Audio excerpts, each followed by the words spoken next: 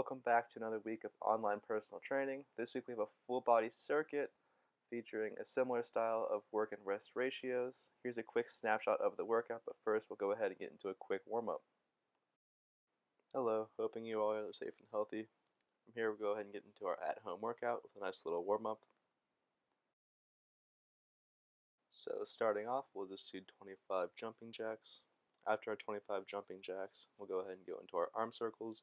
Shooting to do 10 small going in one direction, then 10 big. From there, all we're going to do is just reverse the direction after that. Next exercise we got to warm up, we're just going to do a knee hug to a heel sweep, so we're pulling that knee up to that chest, putting that front leg out nice and straight and sweeping as low as we can from that heel to the toe, shooting to do 10 total. After that, we'll go on to all fours into a tabletop position, and we will do 10 bird dogs, alternating sides as we go. With this, our goal is to keep that core nice and tight, extending through that back leg and that front arm, opposite arm and leg. From there, we got the T-spine rotations, shooting to drive that elbow to the opposite elbow, just opening up that chest and that back. Once we finish up with those, we will just go ahead and stand back up, and we'll shoot to do 25 more jumping jacks just to get the body moving again.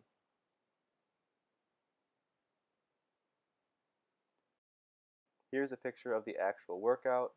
Basically, like I said, we'll be doing sets of work and rest. I'd recommend doing 30 seconds of work and 30 seconds of rest to start if you're looking for less of a challenge. If you're wanting to push yourself a little bit more, I'd recommend going for that 40 seconds of work and 20 seconds of rest for 3 to 4 sets. Starting off, we just have a knee to elbow plank. We'll be in a traditional plank position, just bringing that knee to the nearest elbow. If we want to do a little bit easier version, we can go straight into a bird dog. We do these in the warm-ups, but it's still a nice little way to work on that core and balance. If we're looking to make things a little bit harder, we can go ahead and just go straight into mountain climbers, driving that knee up into outside of that arm. The next exercise we have is a pike push-up. So pulling up the legs into almost a downward dog position, all we're going to do is push ourselves down to about the head touches the ground, pushing ourselves back up. For an easier version, we can just go into a standard push-up, making sure we keep those elbows nice and close to the body. For a harder version, we can elevate the feet and do the same exact motion.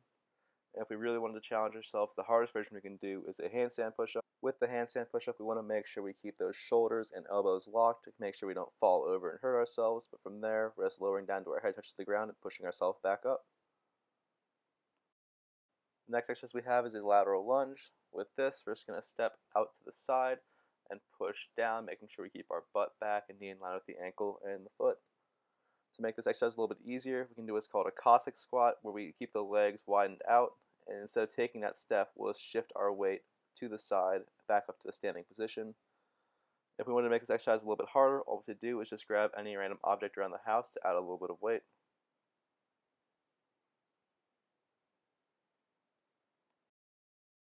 The next exercise we have is a static hold, or in yoga is known as boat pose.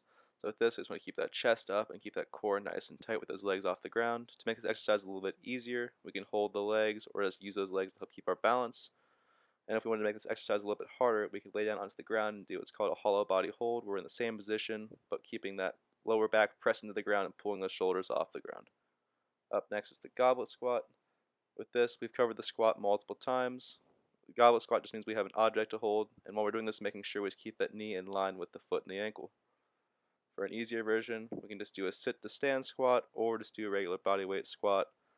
If we want to make this a little bit harder, we can go straight into a wall sit, where we just get ourselves about 90 degrees to the ground, keeping ourselves nice and tall in that seat position, and just holding it.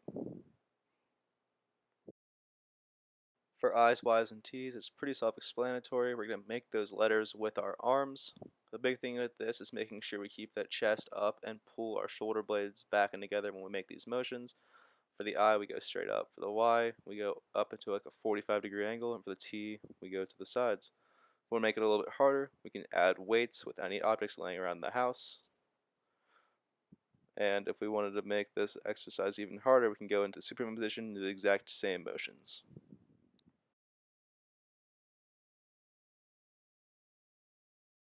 Next exercise we'll do is just going to be a traditional kettlebell swing. Obviously, if we don't have a kettlebell, we can use any weighted object around the house. If we want to make this exercise a little bit easier, we can still do that same motion where we're hinging with the hips by pushing our butt back and keeping that weight in the heels and try to keep that back nice and straight throughout the entire process. Last but not least, we're just going to do some toe touches to work on the core a little bit more. With this, we're just trying to pull ourselves off the ground using the core to touch the toes. For an easier version, let's do a standard crunch. And obviously, if we want to make this a little bit harder, as always, feel free to just grab any object you have laying around the house to add a little bit of weight and resistance.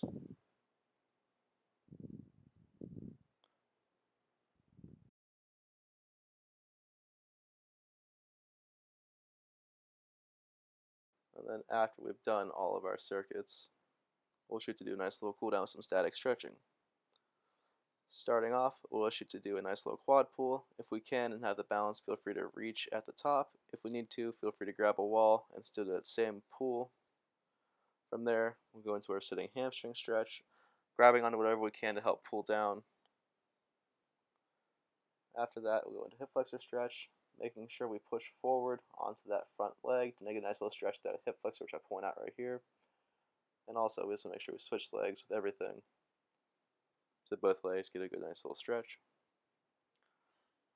So after this, we'll go into the doorway stretch. So with this, all we gotta do is post our arms up onto the doorway and lean in and let the body stretch its sort of stuff out with some gravity. So feel free to vary up the angles of the arms to help get a stretch on the muscles that you feel like need it the most. Once we're done with those, we can go ahead and use the doorway as well to grab onto the side and sort of pull our body across that arm to stretch out the back a little bit more as well.